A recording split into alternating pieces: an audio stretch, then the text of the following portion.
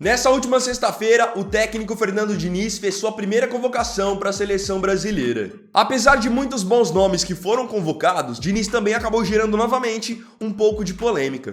Afinal, ele acabou convocando nomes que já eram contestados desde a era Tite. Nesse vídeo, você verá 5 jogadores que foram injustiçados nessa convocação e no lugar de quem eles mereciam ter sido chamados. Eu vou mostrar tudo isso para você agora, após a vinheta da seleção brasileira.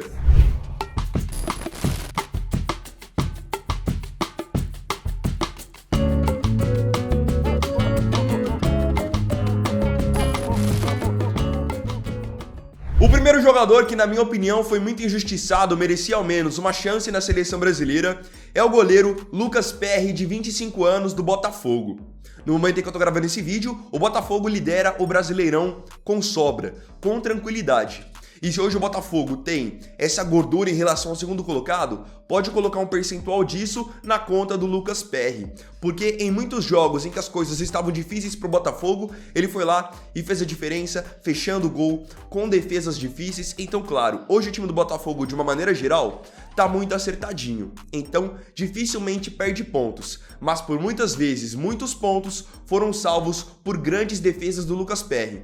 É um goleiro novo, um goleiro que tem potencial para por muitos anos jogar na seleção brasileira, caso esteja em alto nível, e tá num momento muito bom. Então acho que ele merecia ao menos ser testado junto com o Bento do Atlético Paranaense, que também foi convocado. E aí, para que o Bento pudesse ser convocado, eu o chamaria no lugar do Alisson do Liverpool, que é um goleiro que na temporada passada oscilou bastante. Quem acompanha sabe do que eu tô falando. O Alisson oscilou na temporada passada na Copa Local, na Premier League, na Liga dos Campeões, e ele não é um goleiro de oscilar tanto assim. Então acho que pelas oscilações e por já ter tido muitas chances na seleção, o Alisson poderia não ter sido chamado nessa, para que o Lucas Perry pudesse ao menos ter a sua chance, ser testado uma vez. E é aquilo, eu não tô dizendo que o Alisson é um goleiro ruim, muito pelo contrário, eu o considero um grande goleiro. Mas pelo menos na seleção brasileira, sempre que ele foi exigido em momentos chaves, ele não deu conta do recado.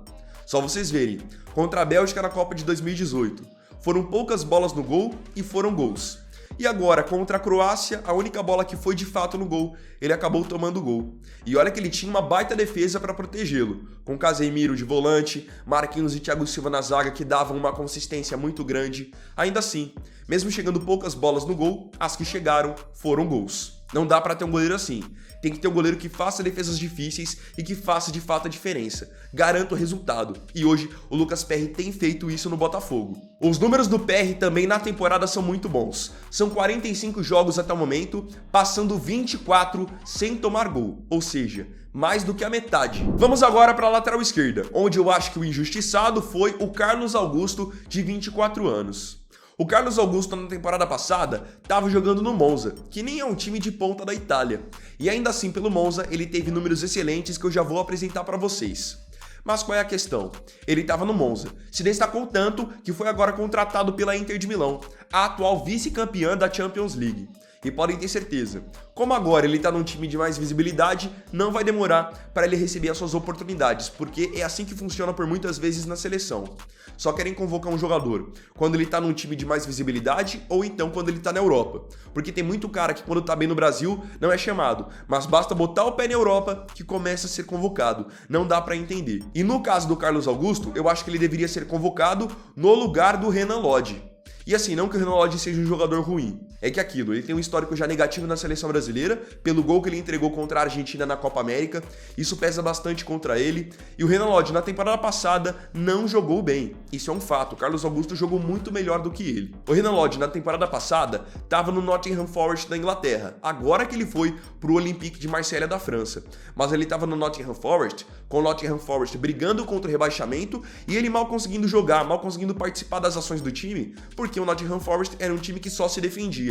Então na temporada passada, o Lodge teve 32 jogos com apenas um gol e uma assistência. Números muito baixos em comparação ao Carlos Augusto, que jogava no Monza, que também não é um time de ponta da Itália. O Carlos Augusto teve 37 jogos, 6 gols marcados e 5 assistências. É um jogador que vinha jogando até como um ala pela esquerda, num sistema de 3 zagueiros, e apoia muito bem. Então acho que ele que tinha que ser convocado para a lateral esquerda, junto com o Caio Henrique. Ele era merecedor. E é aquilo que eu falei pra vocês vão ver. Agora na Inter de Milão, se ele tiver sequência por lá, ele vai ser chamado. Só porque agora tá na Inter de Milão, sendo que já vinha jogando bem desde a última temporada. Vamos agora para o meio-campo. Esse é o único caso da lista em que eu não selecionei nenhum jogador para esse jogador entrar no lugar, porque eu acho que esse jogador merecia ser chamado? Merecia. Mas aqui os nomes que foram chamados pro meio campo eu achei que foram boas opções. Então por isso eu acabei não selecionando nenhum outro jogador. Eu acho que esse jogador poderia ter sido chamado caso o Diniz quisesse testar um novo nome, ou então caso não quisesse chamar tantos atacantes assim. Aí eu acho que esse jogador caberia bem, que é o João Gomes, volante de 22 anos, que agora está no Wolverhampton na Inglaterra, mas já joga muita bola desde quando estava no Flamengo aqui no Brasil. Quando ele estava no Flamengo, eu já acho que ele merecia ter sido testado, mas agora ele está se provando na liga mais competitiva do mundo, a Premier League. Na última temporada ele teve poucos jogos, apenas 11 com um gol marcado, e foram poucos jogos porque ele chegou no começo do ano. Mas o João Gomes já demonstrou muita personalidade. E é aquilo, pelo estilo de jogo dele, é difícil você conseguir mensurar o quanto ele tem sido importante para o time com números de gols e assistências, até porque ele é volante. É igual o André do Fluminense. O André, nessa temporada, não marcou nenhum gol e não deu nenhuma assistência. Mas você vai dizer que ele não é importante para o time do Fluminense na saída de jogo, nas roubadas de bola? É a mesma situação para o João Gomes. Hoje no Wolverhampton ele tem sido o pitbull do time. Rouba muitas bolas, ajuda na marcação, pressão, finaliza bem, chega ao campo de ataque, capricha no passe. Então é um jogador que, não vou dizer que ele tinha que ter sido 100% convocado, mas caso não precisasse chamar tantos atacantes ou quisesse testar um novo nome no meio campo, eu acho que ele seria uma ótima opção. Nessa lista não foi, mas quem sabe nas próximas não ganha sua chance, porque ele está se provando no mais alto nível do futebol. É muito difícil você marcar muitos meio-campistas da Premier League, e ele tem botado vários no bolso, porque é um jogador muito forte, protege muito bem a bola. Agora nós chegamos ao campo de ataque, onde temos aqui os maiores absurdos da lista. Acredito que não só eu penso dessa maneira, mas muitos de vocês também, que foram as convocações do Richarlison e do Matheus Cunha. Para a vaga desses dois, tinham dois jogadores que fizeram temporadas melhores. Vamos começar pelo Vitor Roque? Vitor Roque, só 18 anos, está arrebentando no Atlético Paranaense. Quando foi convocado também para a seleção de base, também arrebentou. Inclusive, ele foi convocado agora para a seleção olímpica. E assim, eu acho que quando você tem na mesa seleção principal e seleção olímpica, a principal sempre tem que ser a prioridade. Então não tem essa de você não convocar um jogador para a principal porque ele vai ser convocado para a olímpica. A principal sempre tem que ser a prioridade. Então Vitor Roque, acho que pela temporada que tem feito no Atlético Paranaense, merecia e muito ser convocado no lugar do Richarlison. Richarlison, que na temporada passada pelo Tottenham pouco jogou, acabou tendo algumas lesões e ficou sendo marcado muito mais pelos seus chiliques do que por bolas na rede. E olha que foi uma contratação cara pelos Spurs. É que aquilo, o Richarlison, pelo menos na seleção brasileira, ele tá vivendo do nome, pelo que ele fez nas eliminatórias, pelos bons jogos que fez no começo da Copa, porque de lá pra cá também não jogou mais nada. Richarlison no Tottenham na temporada passada foram 35 jogos com apenas 3 gols, sendo que só um foi na Premier League e 4 assistências. Para um jogador que se considera a camisa 9 de seleção, os números são horríveis. Vitor Roque nessa temporada pelo Atlético Paranaense tem 38 jogos, 17 gols e 8 assistências. Tá num momento muito bom, então acho que, pelo momento, pelo potencial, tinha que ter sido chamado. E é aquilo, ele já tá bem no Brasil, convoca o cara agora. Vai esperar ele ir lá pro Barcelona pra começar a chamar só porque ele vai estar na Europa? Pra mim, isso não vale. Tem que chamar se o cara tá jogando bem, independente se ele tá no Brasil ou na Europa. E já que muita gente gosta de colocar em pauta esse argumento de se joga na Europa tem que ser chamado, então por que o Arthur Cabral não foi chamado? Acho que é um cara que foi injustiçado sim nessa convocação, porque mandou muito bem na temporada passada, da Fiorentina da Itália, tanto que agora acabou de ser contratado pelo Benfica para substituir o Gonçalo Ramos, que foi pro PSG. Bom jogador, jogador de força, sobe bem de cabeça, chuta bem, tem uma boa pontaria, então acho que no caso do Arthur, ele merecia ter sido convocado no lugar do Matheus Cunha, que eu já disse por várias vezes aqui no canal.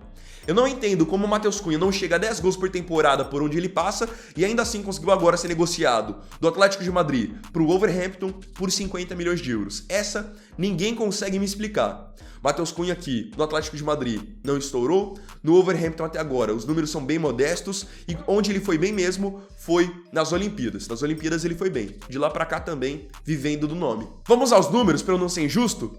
Matheus Cunha pelo Atlético de Madrid, 54 jogos, só 7 gols marcados.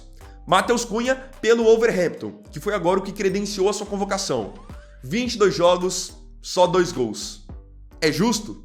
Claro que não. Arthur Cabral pela Fiorentina na temporada passada. 48 jogos, 17 gols e 2 assistências. Números muito melhores de um jogador que também está há mais tempo em alta. Então por que um é chamado e o outro não? Por que um é agora negociado com o Benfica a um preço bem abaixo do que poderia e o outro, sem jogar tão bem, é vendido para a Premier League por 50 milhões de euros? São essas coisas que eu não consigo entender. Então agora eu queria ver a sua opinião aqui nos comentários. Você concorda com os jogadores que eu trouxe nessa lista e acha que eles realmente foram injustiçados? Põe a sua opinião nos comentários e se você lembra de algum outro jogador que na sua visão também merecia ter sido chamado, põe a sua opinião também aí nos comentários. Então, bom galera, esse aqui foi o vídeo desse domingo. Eu agradeço profundamente a você pela companhia em mais um vídeo do canal. E não se esqueça, se tiver gostado desse vídeo, deixe seu like, se inscreva no canal, compartilhe, comente e me siga aqui também nas minhas redes sociais. Então é isso galera, tamo junto, até amanhã e até o próximo vídeo. Fiquem com Deus. Vini Wagner aqui, valeu, falou e fui!